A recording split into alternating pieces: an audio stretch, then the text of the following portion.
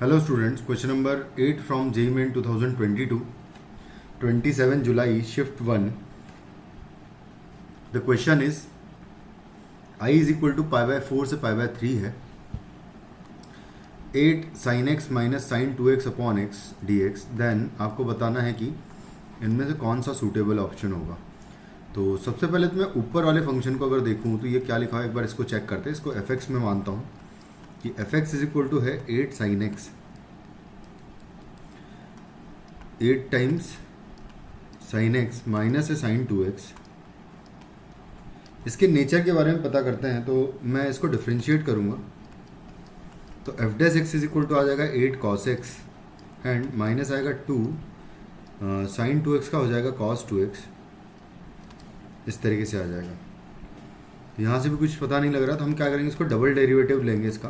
तो F double dash of X equal to आएगा minus 8 sine X आएगा and यहाँ पर आएगा minus 4 cos 2x sign 2x आएगा बेसिकली, और प्लस हो जाएगा क्योंकि कॉस का साइन माइनस साइन होता है. इसको सिंप्लीफाई करो अगर मैं तो माइनस 8 साइन एक्स में कॉमन ले सकता हूँ इस पूरे से, और यहाँ पर बचेगा 1 एंड माइनस 8 क्योंकि मैंने साइन 2x को हम लिखेंगे 2 साइन एक्स कॉस एक्स, तो 4 इंटू 2 8 हो जाएगा एंड साइन एक्स यहाँ से चला जाएगा तो बचेगा क्या, माइनस कॉस एक्स बचेगा. तो अगर x बिलोंग्स टू 4/3 से लेके पाई बाय 4 से लेके पाई बाय 3 तक अगर है तो फर्स्ट क्वाड्रेंट का ही एंगल है, तो ये चीज़ भी पॉजिटिव होगी और साइन भी पॉजिटिव होगा. तो बेसिकली माइनस 8 की वजह से ये चीज़ नेगेटिव आएगी for the interval x belongs to pi by 4 से लेके पाई बाय 3 तक.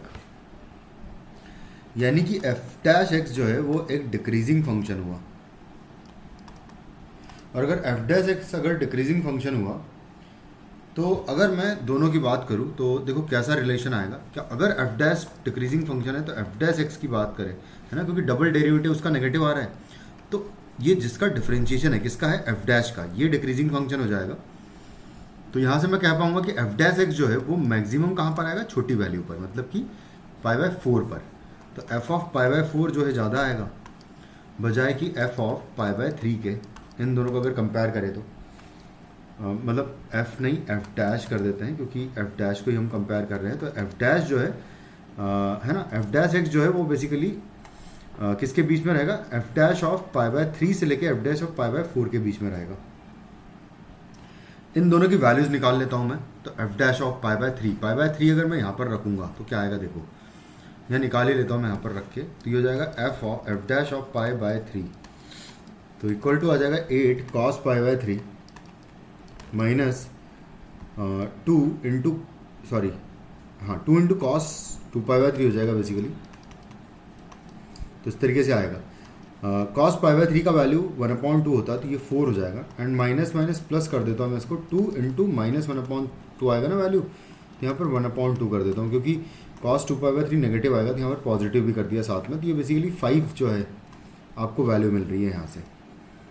इसके बाद F dash of pi by 4 की बात करें अगर, तो पाई बाय 4 पर यहाँ पर वैल्यू 1/√2 आएगी, यानी कि 8 इंटू 1/√2 और माइनस 2 इंटू यहाँ तो डबल कर देंगे पाई बाय 4 का तो पाई बाय 2 हो जाएगा. तो बेसिकली ये तो 0 ही हो जाएगा. तो यहाँ से आपको वैल्यू मिलेगी इसकी 4√2. तो अब मैं दोनों की वैल्यू सब्सटीट्यूट कर दूँ अगर, तो ये तो है 5 से लेके एफ डैश का जो वैल्यू है वो हो जाएगा कहाँ तक, 4√2 तक हो जाएगा. तो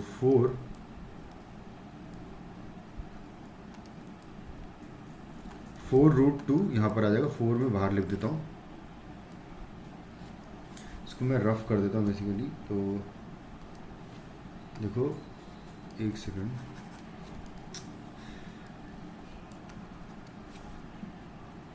ठीक है देखो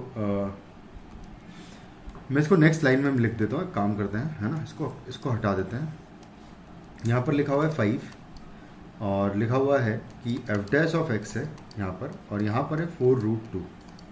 कुछ इस तरीके से आएगा. अब मैं क्या करूँगा कि दोनों साइड इंटीग्रेट कर देंगे, लेकिन उससे पहले हम x से डिवाइड कर देंगे, या इंटीग्रेट कर लेते हैं पहले इससे पहले, ताकि यहाँ पर fx आ जाए, क्योंकि हमको तो fx के बारे में बताना है ना।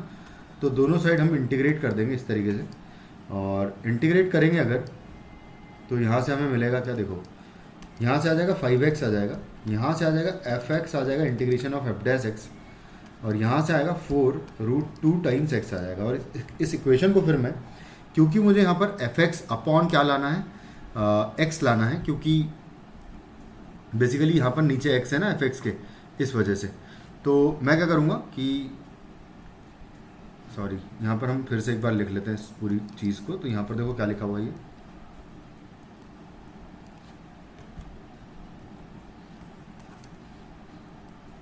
एक सेकंड, इसको मैं फिर से लिख लेता हूँ, देखो है ना, यहाँ पर लिख लेते हैं। ये हो जाएगा कितना 5, और यहाँ पर आ जाएगा f डैश ऑफ x, और यहाँ है f dash of pi by 4 का वैल्यू है 4√2, तो यहाँ पर आ जाएगा 4√2। और फाइनली जब इसको इंटीग्रेट करूँगा मैं, तो यहाँ पर आएगा 5x, यहाँ पर आएगा f ऑफ x, और यहाँ पर आएगा 4√2 टाइम्स x आएगा। और मुझे वैल्यू निकालनी है f of x divided by x की वैल्यू। तो यहाँ से डिवाइड कर दिया हर एक जगह अगर मैंने, तो कुछ इस तरीके से आएगा, और दोनों साइड इंटीग्रेट कर देंगे फ्रॉम पाई बाय 4 से लेके, सॉरी पाई बाय 4 से, हाँ पाई बाय 3 तक हो जाएगा, पाई बाय 4 से पाई बाय 3 तक। तो बस इसका इंटीग्रेशन अगर देखें, तो इंटीग्रेशन यहाँ पे भी सेम लिखूँगा मैं, पाई बाय 4 से पाई बाय 3, और इसी का एस्टिमेशन चाहिए। तो मुझे बीच में तो हमारा i लिखा हुआ है। 5 का इंटीग्रेशन अगर देखें तो 5 इंटू डिफरेंस ऑफ लिमिट लिख दूंगा मैं। तो डिफरेंस ऑफ लिमिट अगर देखें तो pi by 3 minus pi by 4 अगर करूँगा तो आएगा पाई बाय 12, और यहाँ पर भी डिफरेंस ऑफ लिमिट अगर देखें तो यहाँ पर आएगा पाई बाय 12। तो इसको फर्दर सॉल्व करेंगे तो यहाँ पर आएगा i का वैल्यू 5 पाई अपॉन 12 से लेके इसको 4 से डिवाइड कर दूंगा, और उसके साथ साथ 2 से भी डिवाइड कर दे अगर, तो पाई अपॉन, नहीं 4 से डिवाइड कर देंगे 3 बचेगा नीचे, और ऊपर √2 बचेगा। तो इसको ऐसे ही रहने देते हैं, तो √2 पाई अपॉन 3 आ जाएगा। तो बेसिकली जो आंसर होगा हमारा ऑप्शन सी हो जाएगा। Thank you.